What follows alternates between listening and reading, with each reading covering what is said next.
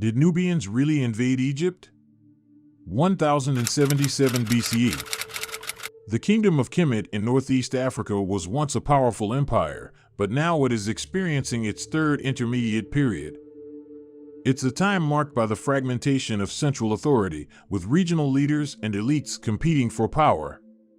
This period began with the death of Pharaoh Ramesses XI in 1077 BC, marking the end of the New Kingdom. In the delta region of Kemet, a pharaoh of Western origin reigns. Meanwhile, in Upper Kemet, the priesthood of Amun rules from the capital city of Thebes. But the division between Lower and Upper Kemet is about to be shattered. Around the mid-700s BCE, the monarchs of Kush, a kingdom located south of Kemet, decided to conduct military excursions across Kemet in order to conquer it. These kings of Kush were powerful and formidable, and they quickly gained a reputation as fearsome warriors. The kings of Kush who conquered Kemet were dubbed the Black Pharaohs of Egypt by mainstream media. They governed all of Kemet from around 747 to 653 BCE, and their dynasty is known as the 25th Dynasty. During that time period, Kush surpassed Kemet in terms of influence and power. If necessary, Pa-Enki, the ruler of Kush, could easily destroy Kemet. In 747 BC, Pa-Enki invaded Kemet and became the first ruler of Kemet's 25th dynasty. The Black Pharaohs of Kush were a force to be reckoned with. They were known for their military might, their sophisticated culture, and their devotion to rebuilding the greatness of Nile Valley civilizations.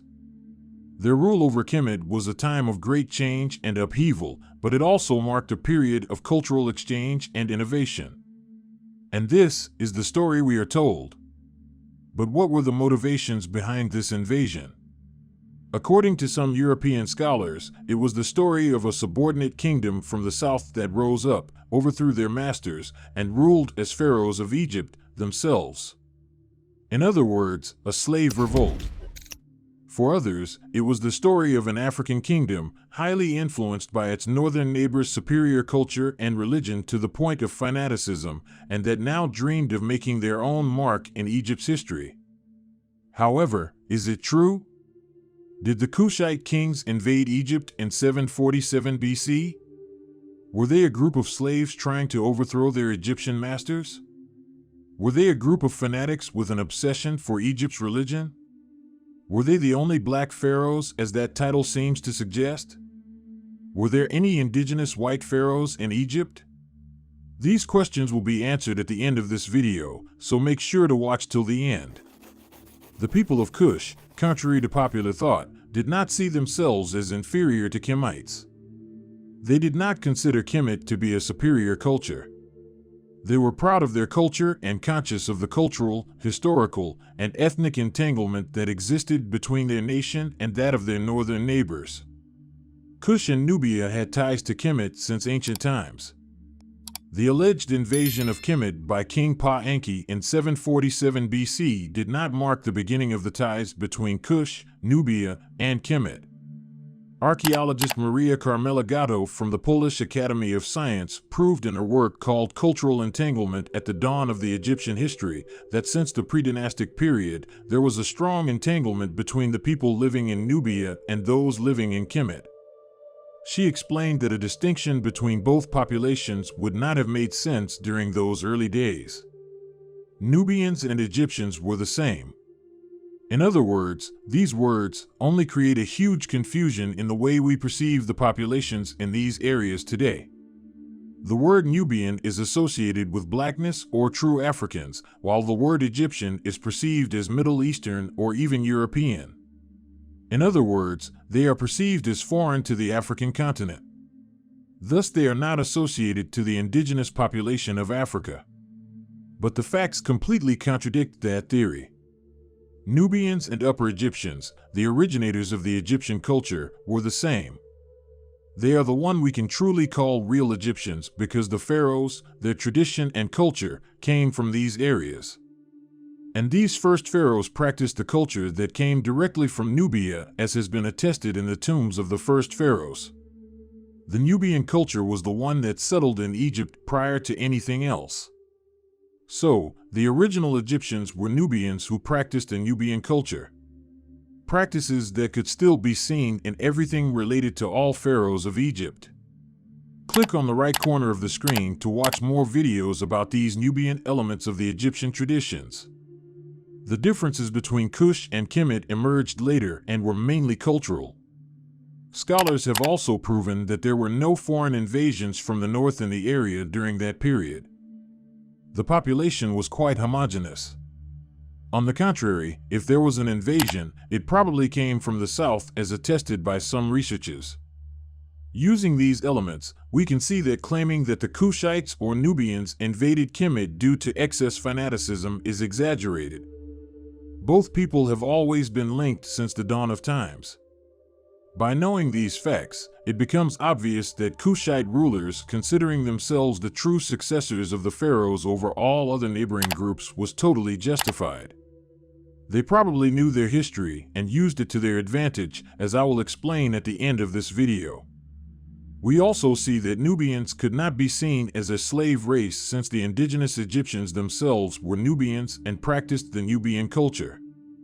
In other words, the conflicts between both regions were not racially motivated. So, it is incorrect to classify the Nubians as a group of slaves. There may have been conflicts between both populations that resulted in captives from Kush being brought to Kemet, but this was not necessarily a sign of racial inferiority, as some modern scholars suggest. These conflicts were motivated by the desire for power, control, or ego. Common human emotions. So, the border between both countries was similar to what can be seen in Europe between Germany and France, for example. Two countries with white populations, but different rulers and cultures. In the case of Kemet and Nubia, the Nubian culture was the founding culture of Kemet, until the Nubian-related rulers of Kemet began to develop a new culture inspired by their original Nubian culture. In other words, ideological differences emerged due to different leaderships in both regions, and they led to a split between both areas and the birth of separate kingdoms. So, calling the rulers coming from these regions the Black Pharaohs as opposed to the Egyptian ones is also extremely deceptive because it implies that those of Egypt were not black. As we can see in the previous studies, the people from these areas where the pharaohs emerged were black and Nubian related. This means that the concept of pharaoh itself is deeply rooted in blackness. So, the expression Black Pharaoh doesn't make any sense, since by nature a pharaoh is supposed to be black. Subsequently, the Northern Kingdom, despite being younger, gained an advantage over its elder southern counterpart. And when the Kushite rulers entered Egypt, it was, as they said, a movement of restoration. The cycle was completed. Them saying that they were coming to restore as their ancestors did during the early days was in fact true. They succeeded in restoring Egypt. So, calling it an invasion seems quite a lot like an exaggeration. Donald B. Redford discusses a pattern of behavior among the ancient Egyptians in his book, The Hyksos Invasion in History and Tradition. He recognized a pattern of conduct among those he dubbed the indigenous, loyal, and royal Egyptians, Kemites. An element that suggests that not all residents of Kemet at the time were Egyptians or loyal to the African landowners. He says this: when hostile forces invade or otherwise establish themselves in the north of Egypt, conflict ensues with the loyal elements in the country. King and court derive assistance from or seek asylum in Kush. Liberating forces move out of the south, advancing northward, and drive out the enemy. In other words, whenever they faced difficulties in their homeland, the Egyptian elite sought refuge in Kush to reorganize and retake their land. An invasion is defined as the act of entering and taking control of a country, region, or territory by force, often with the intention of subjugating its people and resources. It typically involves the use of military force and may result in a period of conflict, oppression, and displacement for the invaded population. Knowing this information, I need you to tell me in the comments. Which invader, enemy, or slave enters your home to clean and protect it? Which invader, enemy, or slave do you call in times of troubles to save you? Is it fair to label someone who provides help and protection as an invader, enemy, or slave? Let's consider this more honestly. Records from the reign of King Taharqa attest to the fact that the natives fully accepted the Kushite rulers. During Ashurbanipal's invasion of Memphis, he was defeated by King Taharqa when he attempted to take Thebes, the capital city. This victory led to a rebellion in the Delta, with princes recognizing Taharqa as their legitimate ruler. The princes of the Delta recognizing the Kushites as their legitimate rulers is significant, considering the Delta's history of conflict with Upper Egypt. Unlike other foreign groups, the Kushites were not perceived as invaders. They were seen as brothers. The unruly brothers of Kush, and members of the Nile Valley civilization. The topic of this video is whether the Kushite kings invaded Egypt in 747 BC. According to one narrative, the answer is yes. However, in my opinion, this narrative is not entirely accurate. Let me explain why.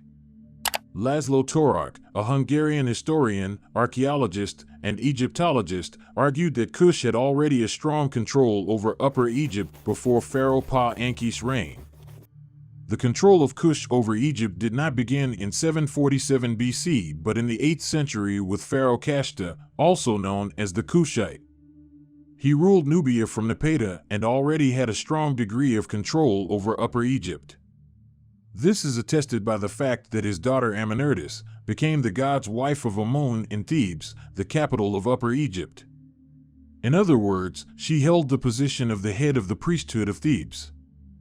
Since these people were the true rulers of Upper Egypt at that time, it means that she held the position of the ruler of Upper Egypt. And since she was under the authority of her father Kashta, it means that Kashta held the position of ruler of Upper Egypt. According to Laszlo Torok, there were probably already Kushite garrisons stationed in Thebes at that time.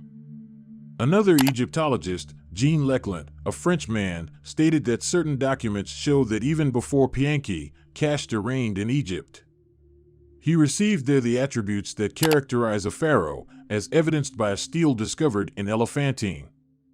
So, this story is more complex than we think. Kushite rulers were already in Egypt prior to Pa-Enki's invasion. But was it an invasion? Well, things also seem to diverge from the official narrative in this section. No evidence of conflict has been found. In fact, it looks like the religious, ethnic, and cultural ties between both regions played a major role in the takeover.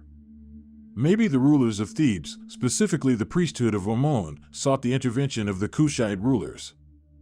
Therefore, it was a peaceful takeover. Thebes, the original land of the pharaohs, was part of the Kushite kingdom.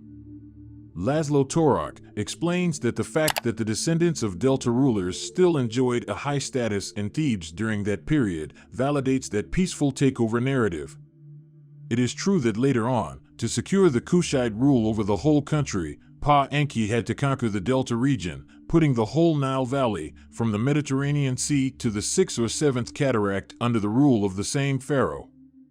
Something that no pharaoh had done before.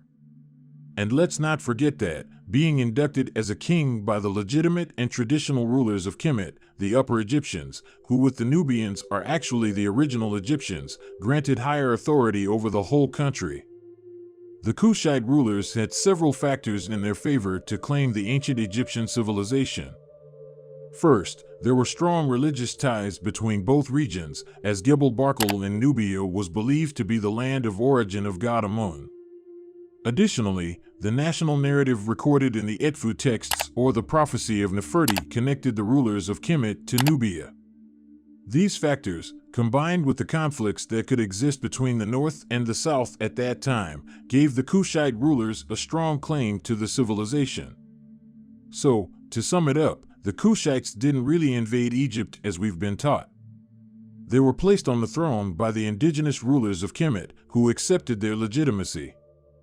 It may have been motivated by their military dominance. Maybe the Thebans estimated them more suited to unify and protect the country.